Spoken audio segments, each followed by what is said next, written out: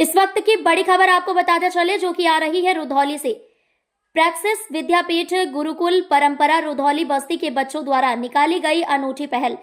HMPV virus को लेकर छात्र छात्राओं ने नुक्कड़ सभा के माध्यम से किया आयोजन। बढ़ते एचएमपीवी वायरस को लेकर बच्चों ने लोगों को किया जागरूक।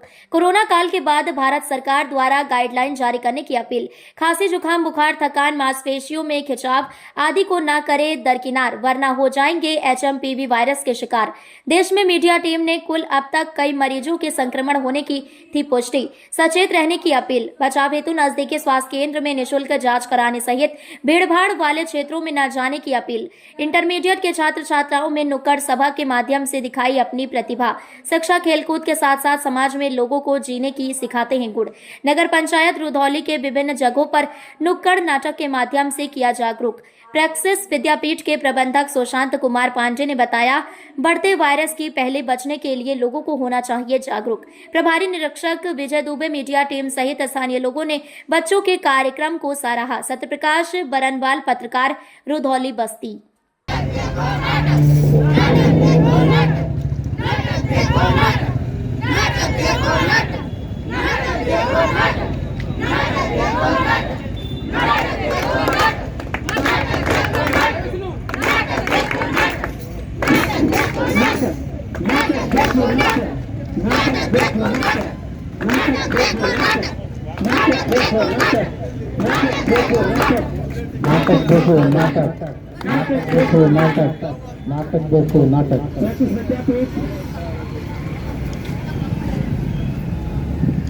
इस प्रकार कोरोना वायरस को हमने मार भगाया, लेकिन एक और वायरस हमारे देश में आ गया है जिसका नाम है,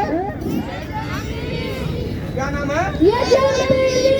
ये वायरस उससे भी खतरनाक है, क्योंकि इसका भी हमारे पास एंटीडोट नहीं है। और ये हमारे देश में पहले तो कलकत्ता में आया, फिर यहाँ हमारे लखनऊ में भी इसके केस आ रहे हैं। ये धीरे धीरे अपने हाथों को फैला रहा है, अपने पांव को पसार रहा है।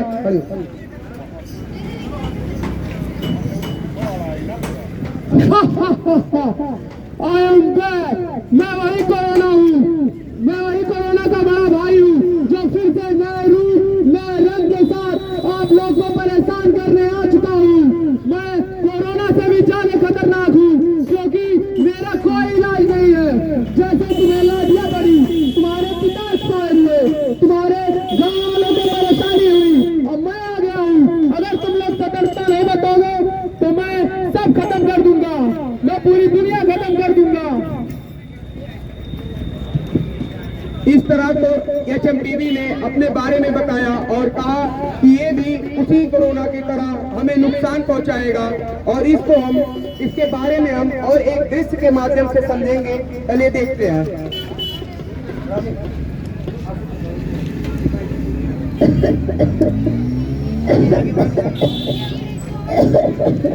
और भाई कोरोना तो खत्म हो गया है, अब हमें मास्क पहनने की कोई जरूरत नहीं। हाँ भाई, हमें मास्क पहनने की अब कोई जरूरत नहीं। अरे रामू भैया, बीमारी गई तो क्या हुआ? बीमारी तो कभी भी आ सकती है। तुम्हारी ये खांसी ठीक नहीं लग रही, चलो मैं तुम्हें डॉक्टर के पास ले चलती हूँ। नहीं नहीं, बस मौसम का असर है, कोरोना तो बस एक इतिहास बन के रह गया है। नहीं नहीं रामू भैया, चलिए मैं तुम्हें डॉक्टर के पास ले जाती हूँ। यहाँ पर हमारे मोहल्ले के रामू भैया है, जिनको खांसी, जुकाम, बुखार है। उन्हें ऐसा लग रहा है कि केवल ये ठंड का असर है। शायद उन्हें एचएमपीवी के बारे में, जो हमारे देश में एक नया वायरस आया है, उसके बारे में जानकारी नहीं है। अब जो डॉक्टर है वो इनको देखेंगे और बताएंगे कि इन्हें क्या प्रॉब्लम है, क्या सच में इन्हें एचएमपीवी वायरस हो गया है या फिर इनका ठंड का ही केवल असर है। चलिए डॉक्टर जी बताएंगे क्या। डॉक्टर साहब, ये रामू भैया, इन्हें जुकाम और खांसी बहुत आ रही है। क्या हो रहा हूँ भैया? आपको खांसी बता रही है? कब से है खांसी आपको? 4-5 दिनों से। चक्री दौड़ और 7 दिन कभी करेंगे। कमजोरी महसूस हो रही है, लगता है तुमको एचएमपीवी का लक्षण दिख रहा है। एचएमपीवी क्या होता है डॉक्टर साहब? क्या होता है? आपको HMPV एक नया वायरस आया है जो सबसे पहले 2001 में नीदरलैंड में शुरू हुआ था, लेकिन अब एक विकराल रूप लेके चाइना से शुरुआत हुआ है उसका, और अब वह इंडिया में अपने पैर को पसार रहा है। और इसका सबसे पहले केस बेंगलुरु में देखा गया है, जो अब धीरे धीरे हमारे उत्तर प्रदेश में भी फैल रहा है। सबसे पहले इसका केस लखनऊ में देखा गया और वह पेशेंट अभी लखनऊ के गवर्नमेंट हॉस्पिटल में एडमिट है। जो HMPV है वो कोरोना से भी खतरनाक है। इसके लक्षण तुम्हें डॉक्टर साहब बताएंगे। इसके लक्षण इस प्रकार हैं कि जैसे ही कोरोना में भी लोगों को जुकाम बुखार होता था, उसी तरह इसमें भी हो रहा है। और इसमें लोगों को थकान महसूस हो रहा है, लोग कमजोर सा हो जा रहे हैं और लोगों को बहुत ज़्यादा सांस लेने में प्रॉब्लम हो रही है। इसका टारगेट ऑर्गन लंग्स है, ये लंग्स को तुरंत अटैक कर रहा है और लोगों को बीमार कर दे रहा है। और इसके कमजोरी सबसे बड़ा लक्षण है। और तुमको खांसी भी आ रही है, खांसी भी इसका लक्षण है। डॉक्टर साहब इसका इलाज और बचाव कैसे किया जा सकता है? इसका इलाज और बचाव यही है कि हम अपने आसपास सफाई रखें और हाथों को सैनिटाइज करें, साबुन से बार बार धुलें और अपने चीज़ों को, अपने कपड़ों को साफ रखें, अपने तौलियों को बार बार साफ करें और पौष्टिक आहार लें। और बाकी आपको डॉक्टर साहब बताएंगे। डॉक्टर साहब मैं आपसे अनुरोध करती हूँ कि आप ये बात हमारे मोहल्ले वालों को भी बताएं। यहाँ पर जो एक गीता जी है, जो इनकी एक जागरूक पड़ोसी है, वो रामू के साथ साथ अपने मोहल्लों वालों की भी पत्र लिखते हुए डॉक्टर साहब से रिक्वेस्ट कर रही हैं कि उनको मोहल्ले वालों को भी, उनके मोहल्ले वालों को भी डॉक्टर जी समझाएं कि उन्हें किस प्रकार की दिक्कत है या किस प्रकार से सतर्कता बरती जाए। भाइयों, कोरोना के बाद भी हमारी सतर्कता जरूरी है। कोरोना और इनके जैसे और वायरस हमारे लिए खतरा बन सकते हैं, इसलिए हमें इन सब चीजों से बचना बहुत जरूरी है। इसके लिए आपको डॉक्टर साहब बताएंगे। तो आप लोग कैसे हैं? ठीक है? आप लोगों ने मास्क नहीं लगाया है? मास्क की जरूरत है क्योंकि कोरोना का नाम ले उसका था, तो वैसे ही कोरोना की तरह ही अब एक वायरस आ गया है हमारे देश में जिसका नाम है HMPV। क्या नाम है? HMPV एक वायरल डिजीज है। इससे कोरोना की तरह ही लंग्स की बीमारियां होती हैं और ये एक व्यक्ति से दूसरे व्यक्ति फैलता है और इसमें लोग बीमार पड़ जाते हैं, लोगों को लंग्स से बीमारियां रिलेटेड हो जाती हैं और जुकाम बुखार भी इसके लक्षण हैं।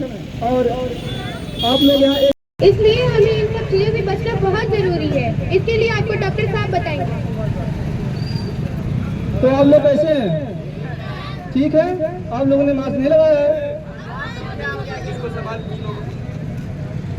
मास्क की जरूरत है क्योंकि कोरोना का नाम ले उसका था, तो वैसे ही कोरोना की तरह ही अब एक वायरस आ गया है हमारे देश में जिसका नाम है HMPV। क्या नाम है? HMPV एक वायरल डिजीज है। इससे कोरोना की तरह ही लंग्स की बीमारियां होती हैं और ये एक व्यक्ति से दूसरे व्यक्ति फैलता है और इसमें लोग बीमार पड़ जाते हैं, लोगों को लंग्स से बीमारियां रिलेटेड हो जाती हैं और जुकाम बुखार भी इसके लक्षण हैं। और आप लोग यहाँ एकजुट होकर बैठे हैं फिर भी मास्क नहीं लगाए हैं। इसके बचाव नहीं है भैया, बचाव है। इसके बचाव और लक्षण मैं आप लोग को बताना चाहूँगा क्योंकि आप लोग अभी जागरूक नहीं है अपनी चीज़ों को लेकर। लक्षण इसके आपको डॉक्टर साहब बताएंगे। HMPV वायरस का लक्षण इस प्रकार है कि सबसे पहले तुम्हारे बॉडी में, तुम्हारे शरीर में कमजोरी महसूस होगी, मसल्स में पेन होगा और तुम्हें खांसी, बुखार, जुकाम, अन्य छोटे छोटे प्रॉब्लम्स हो सकते हैं। और इसका सबसे मेन अटैक जो होता है वो लंग्स में होता है और वहाँ पे इसके जो सेल्स होते हैं वो डिवाइड करते हैं और पूरे बॉडी में को इन्फेक्ट कर देते हैं। और इसका बचाव किस प्रकार है वो डॉक्टर साहब को बताएंगे। इसके बचाव इस प्रकार है कि हम लोगों में जन जागरूकता एक संदेश भेजें और खुद से ही एक प्रण लें कि हम एक दूसरे को जागरूक करेंगे इसके प्रति। अपने चीज़ों को लेकर जागरूक हों। और अगर कहीं भीड़ भाड़ एरिया में आप लोग हैं तो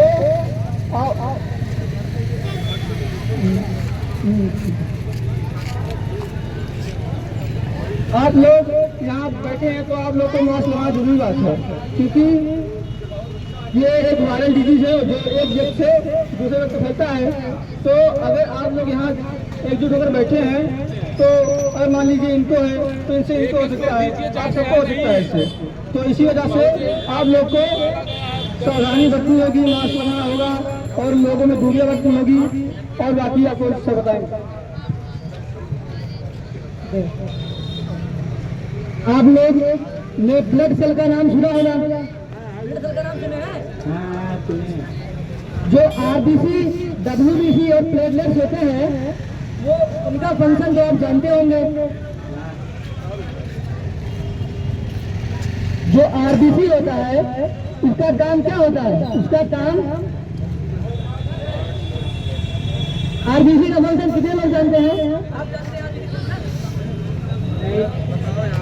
कोई आरबीसी का फंक्शन जानता है? हाँ? नहीं जानता?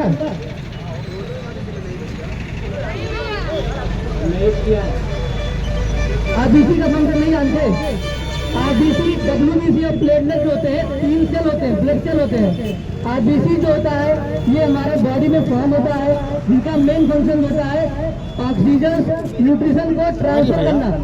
इसका मेन फंक्शन क्या होता है? ऑक्सीजन को न्यूट्रिशन को ट्रांसफर करना। और डब्ल्यूबीसी का जो फंक्शन होता है उसका मेन फंक्शन होता है हमें बॉडी डिफेंस प्रोवाइड करना। और जो वायरसेस होते हैं वो हमारे सीधा डब्ल्यूबीसी को इफेक्ट करते हैं। और जब डब्ल्यूबीसी को इफेक्ट करते हैं तो हमारा जो इम्यून सिस्टम होता है वो कमजोर हो जाता है। और जब हमारा इम्यून सिस्टम कमजोर हो जाता है तो हम पर वो अपना पकड़ बना लेते हैं, मजबूत कर लेते हैं और फिर हमें बिस्तर पे गिरा देते हैं, बेड रेस्ट पे भेज देते हैं। और इससे बचने के लिए हमें अन्य प्रकार के कार्य करने होंगे।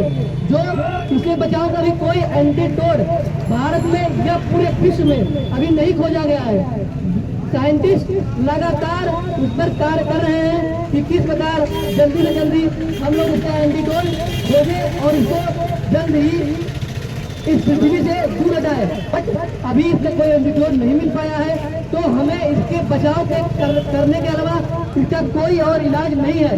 तो बचाव डॉक्टर साहब आपको बताए हैं, मैं एक बार फिर से उसको रिपीट कर देता हूँ ताकि आप ध्यानपूर्वक सुन सके। तो उसके बचाव कैसे हैं?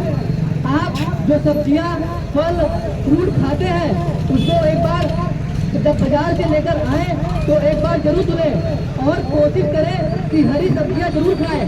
हरी सब्जियां खाने में हमें बहुत सारी न्यूट्रिशन मिलती है जो हमारे अन्य वायरस से, बैक्टीरिया से हमें फाइट करने में मदद करती है।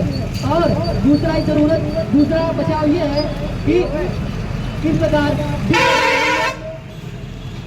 हम लोग जब टोटी को छूते हैं, मशीन को छूते हैं और हैंडल को छूते हैं तो हमें बार बार कम से कम एक दिन में 4 से 5 बार उसे हमें धुलना चाहिए और सैनिटाइजर के मदद से धुलना चाहिए। और अपने हाथ को 20 से 25 सेकंड हर एक डेढ़ घंटे पे धुलना चाहिए सैनिटाइजर से। इससे सैनिटाइजर से ठीक है। आगे डॉक्टर साहब को बताएंगे।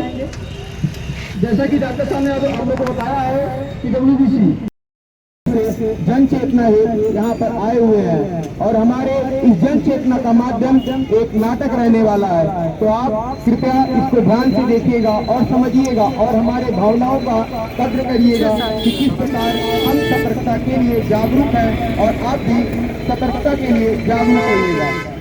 आप सभी को तो पता ही होगा, कुछ साल पहले हमारे देश में एक वायरस आया था जिसका नाम था,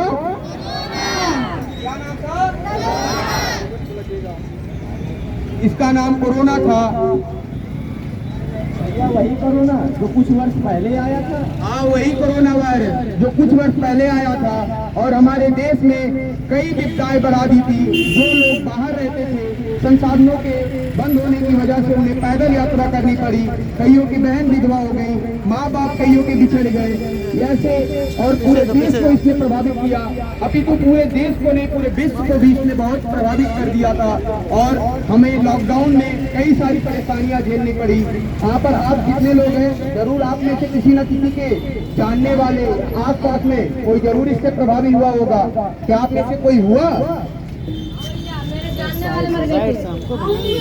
हमको दिखाना होगा।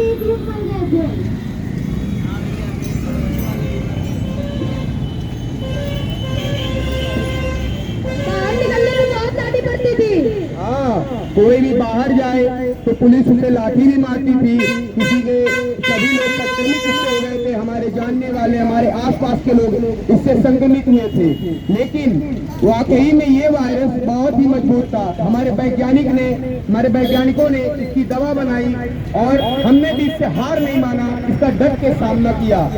लेकिन वही कोरोना वायरस हो, तुम्हारे पड़ोसी को मारा और तुम्हारे भाई बहनों को मारा।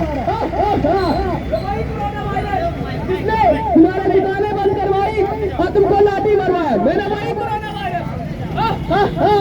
वही कोरोना वायरस जिसने तुमको मरवाया। वही कोरोना वायरस। कोरोना वायरस ने बताया, यहाँ पर ये कोरोना वायरस बता रहा है कि किस प्रकार उसने लोगों को प्रभावित किया और लोगों को बाहर निकलने पर लाठी भी दिलवाई। माना जाए, देखा जाए तो ये कोरोना वायरस बहुत ज्यादा ही शक्तिशाली था। इसके उपचार के लिए हमारे वैज्ञानिकों ने तीन डोज दवा में लेना पड़ा इसके उपचार के लिए। ये बहुत ही शक्तिशाली और मजबूत था। जब इस वायरस को पहला डोज दिया जाता तब ये कमजोर सा हो जाता और जब इस वायरस को दूसरा डोज दिया जाता तब ये वायरस आधा मर सा जाता और जब इस वायरस को तीसरा डोज दिया जाता तो ये वायरस समाप्त हो जाता। इस प्रकार हमारे वैज्ञानिकों ने और हमारे जो विशेषज्ञ थे उन्होंने इसकी दवा निकाली और इसको मार गिराया। अब इसके बाद यहाँ पर पहला देश खत्म होता है।